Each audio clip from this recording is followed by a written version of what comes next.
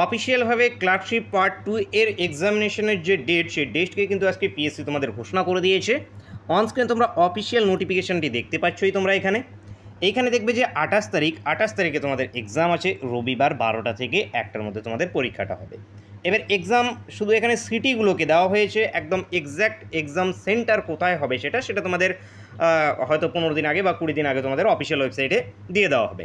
মানে এই যে এখানে পার্ট 1-এর যাদের এক্সাম ছিল কলকাতাতে, বারুইপুরে, ডায়মন্ড হারবারে, হাওড়াতে, তাদের এক্সামটা হবে কলকাতাতে হবে। ঠিক একইভাবে বাকিগুলো আছে ব্যারাকপুর, বারাসাতে যাদের ছিল তাদের ব্যারাকপুরে হবে।